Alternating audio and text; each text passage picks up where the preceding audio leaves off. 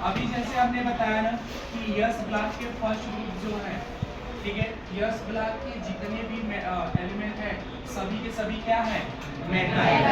क्या है, मेटल। लेकिन जो फर्स्ट ग्रुप यस ब्लॉक के होते हैं उसको अल्कली मेटल बोलते हैं। क्या बोलते हैं, अल्कली मेटल। और जो यस ब्लॉक के सेकेंड ग्रुप होते हैं उसको बेटा बोलते हैं alkaline earth metal. Alkaline earth metal क्यों बोलते हैं, क्योंकि ये अर्थ में पाया जाता है, मिनरल्स, ठीक है, इसलिए इसको क्या बोलते हैं, अल्कलाइन अर्थ मेटल। और ये हमारा क्या है, अल्कली मेटल। लेकिन यस ब्लॉक के सभी एलिमेंट क्या होते हैं, मेटल। इतना क्लियर हो गया। अब हम बात करते हैं, जैसे हमारा सोडियम हो गया, सोडियम का atomic number 11 according to the Kelvin, यहाँ पे 2, 8, 1। हर एलिमेंट चाहता है ऑक्टेट रूल को फॉलो करना। हर एलिमेंट चाहता है ऑक्टेट रूल को फॉलो करना। अब ऑक्टेट रूल में यानी आउटर मोस्ट सेल में 8 इलेक्ट्रॉन होना चाहिए, तो 1 इलेक्ट्रॉन को क्या करेगा, डोनेट। जब 1 इलेक्ट्रॉन को डोनेट करेगा तो इस पे आएगा सोडियम पॉजिटिव चार्ज। अब 1 इलेक्ट्रॉन को जो डोनेट किया है, 1 इलेक्ट्रॉन को जो डोनेट किया है उसका वो क्या कहलाएगा, वैलेंसी। क्या कहलाएगा, वैलेंसी। समझ में आया। तो इसका वैलेंसी सोडियम का क्या हो गया, 1। कभी भी वैलेंसी में पॉजिटिव नेगेटिव रिप्रेजेंटेशन नहीं किया जाता। कभी भी वैलेंसी में हम पॉजिटिव और नेगेटिव नहीं दिखाते। पॉजिटिव नेगेटिव कहाँ दिखाते हैं, ऑक्सीडेशन नंबर में। ये कहाँ दिखाते हैं, ऑक्सीडेशन नंबर में। सबका अटेंशन इधर रहना चाहिए, ठीक है, ऑक्सीडेशन नंबर में। यानी हमने अभी आपको एक एग्जांपल बताया कि मैं शुक्ला हूं तो जाहिर सी बात है हमारे घर में सब लोग क्या होंगे, शुक्ला। हमने सोडियम का निकाला ना, सोडियम का +1 हमने निकाला, तो इस ग्रुप के सभी का ऑक्सीडेशन नंबर क्या होगा, +1। क्या होगा, +1। और वैलेंसी क्या होगा, सिर्फ 1। हाइड्रोजन का भी 1, लिथियम का भी 1, सोडियम का भी 1, potassium, rubidium, caesium and francium सबका कितना होगा, 1। और ऑक्सीडेशन नंबर +1, ठीक है। ऐसे आपका मैग्नीशियम का देख लीजिए, 1s2, 2s2, 2p6, 3s2। अब यहाँ पे क्या करेगा, एक थर्ड पीरियड का हो गया, अभी जस्ट हमने बताया, ठीक है। एक किस ब्लॉक का हो गया, और किस ग्रुप का हो गया, सेकेंड ग्रुप। अब ये क्या करेगा, ऑक्टेट रूल फॉलो करने के लिए यदि मैं k एलिमेंट के अकॉर्डिंग करूं तो 2, 8, 2 कितने इलेक्ट्रॉन को डोनेट करेगा, 2 को। तो इस पे कितने चार्जेस आएंगे, +2। अब इसकी वैलेंसी कितना हो जाएगा, 2। इसकी वैलेंसी कितना हो जाएगा, 2। समझ में आया। इसकी वैलेंसी होगा 2 और इसका ऑक्सीडेशन नंबर कितना होगा, ओवरऑल कंप्लीट। समझ में आ गया। अब हम नेक्स्ट टॉपिक चलेंगे पी ब्लॉक में। किसमें चलेंगे, पी ब्लॉक। अब हमें कैसे पता करना होगा कि हमारा एलिमेंट यस ब्लॉक का है क्या नहीं, तो उसके लिए फर्स्ट ऑफ हमें क्या करना पड़ेगा, इलेक्ट्रॉनिक कॉन्फ़िगरेशन। क्या करना पड़ेगा, इलेक्ट्रॉनिक कॉन्फ़िगरेशन। जैसे आपसे कोई पूछे कि what is yes block element, तो आप कैसे रिप्रेजेंटेशन करोगे। हमने लिखा सोडियम, क्या लिखा, सोडियम। हमने लिखा है atomic number 11, 1s2, 2s2, 2p6, 3s1। किसी एलिमेंट का इलेक्ट्रॉनिक कॉन्फ़िगरेशन करने पर आउटर मोस्ट सेल में जो इलेक्ट्रॉन यदि यस ब्लॉक में एंट्री करता है, that is outermost cell. Outermost cell बोले तो लास्ट वाला, ठीक है। आउटर मोस्ट सेल बोले तो लास्ट वाला, ठीक है। यदि किसी एलिमेंट का इलेक्ट्रॉनिक कॉन्फ़िगरेशन करने पर आउटर मोस्ट सेल का इलेक्ट्रॉन यस ऑर्बिटल में एंट्री लेता है, यस ऑर्बिटल में एंट्री लेता है, तो किस ब्लॉक का एलिमेंट कहलाएगा वो, इस ब्लॉक का s ब्लॉक।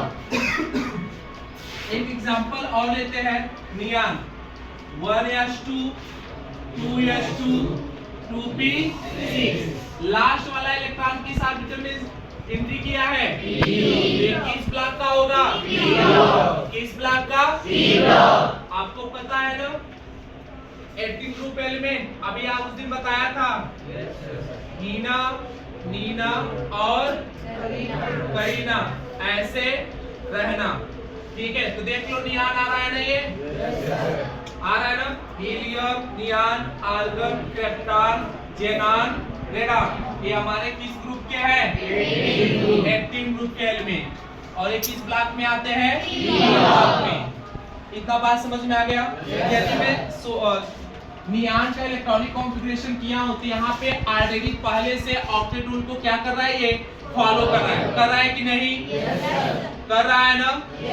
ये ऑक्टेट रूल को फॉलो कर रहा है, तो इसका वैलेंसी की बात करूं या ऑक्सीडेशन नंबर की बात करूं तो दोनों के दोनों क्या होंगे?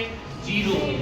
क्या होंगे? जीरो। सपोज दैट यदि मुझे 10 रुपए की जरूरत है, 10 रुपए की जरूरत है और ऑलरेडी हमारे पास 10 रुपए है, 10 रुपए है, तो क्या मुझे किसी से रुपए लेने की जरूरत पड़ेगा?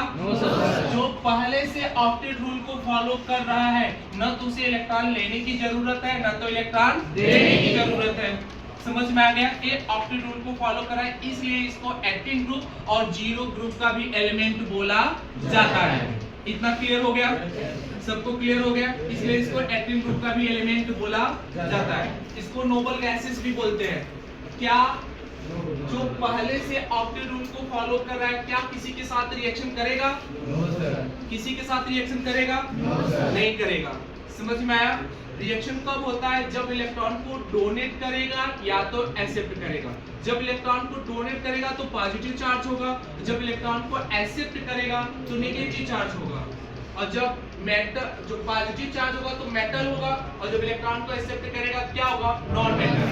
मेटल एंड नॉन मेटल जब आपस में रिएक्ट करते हैं तो वहां पे आयनिक कंपाउंड फॉर्म होता है। कौन सा फॉर्म होता है?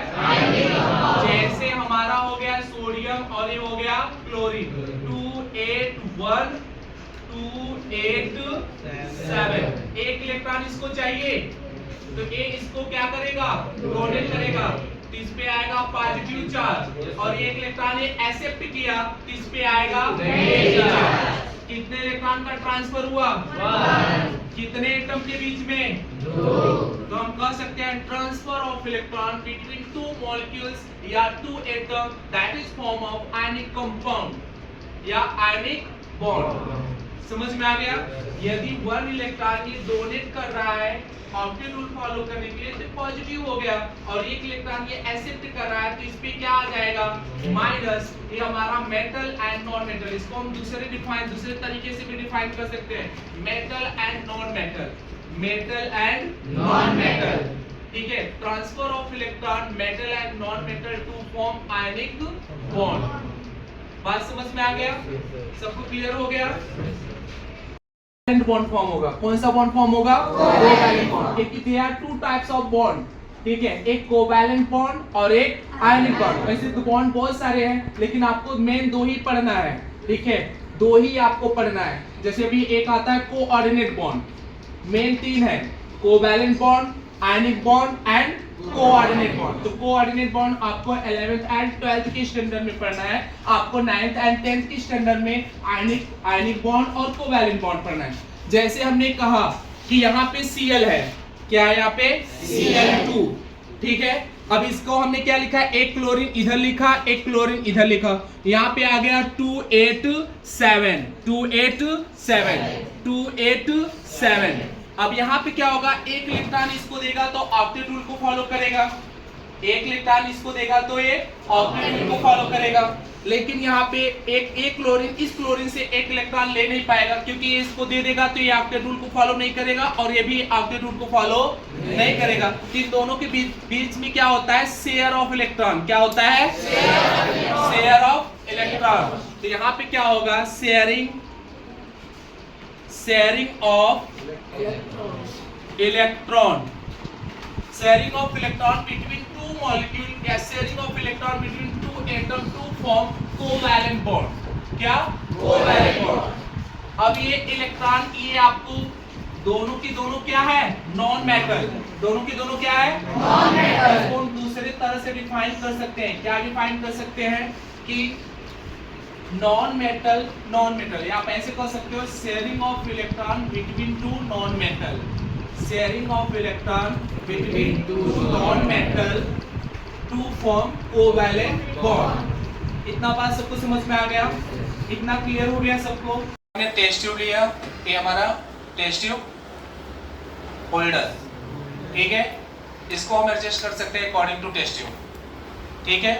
अब फिर हम करेंगे क्या, ये है हमारा सोडियम सल्फेट। क्या है? Sodium sulphate. एक बार उधर भी कैमरा घुमा देना, कितने सारे बच्चे प्रेजेंट हैं, ठीक है। तो कोई मटर गश्ती किया ना,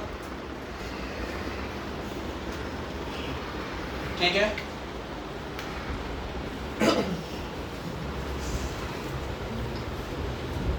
ये है सोडियम सल्फेट। अब इसमें हमने सोडियम सल्फेट को लिया। आपको पता है कि पूरा का पूरा 100 ml होता है। ये पूरा टेस्ट ट्यूब कितने ml का होता है? 100 ml का। अभी आप 11th 12th में पढ़ेंगे तो हम टेस्ट ट्यूब और प्रेसिपिटेट, क्या बोलते हैं उसको, पोटेशियम परमैंगनेट का हम वहाँ पे प्रैक्टिकल करेंगे, तो वहाँ पे इसका जिक्र किया जाता है कि कितने ml होता है टेस्ट ट्यूब। तो पूरा का पूरा कितना होता है? 100 ml। नियर अबाउट हमने 5 ml या 10 ml के आसपास हमने लिया है, ठीक है। ये हमारा हमने क्या लिया है? Sodium sulphate. अब सोडियम सल्फेट का रिएक्शन हम किसके साथ कराएंगे? बेरियम क्लोराइड के साथ। किसके साथ कराएंगे? Barium chloride. चलो देखते हैं।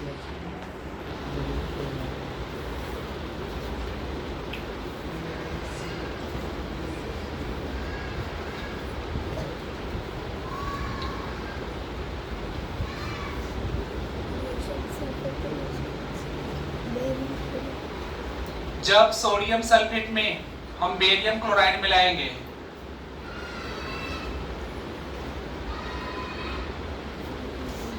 देख रहे हो ना, जब सोडियम सल्फेट में हमने बेरियम क्लोराइड मिलाया तो ये कौन सा कलर, पहले कलर कैसा था? कलरलेस था।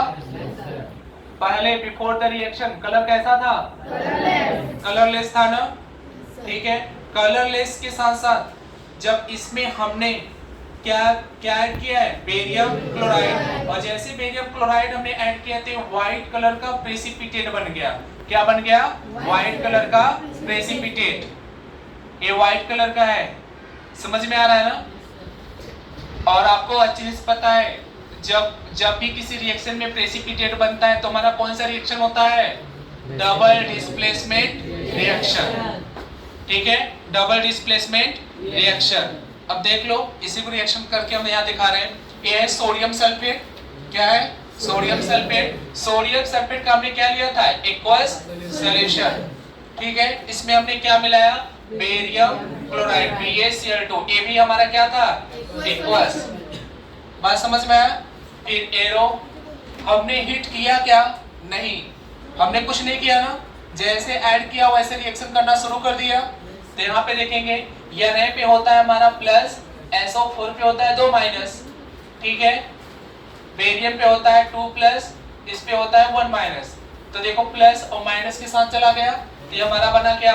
2NaCl, 2NaCl। और प्लस हमारा बना बेरियम सल्फेट।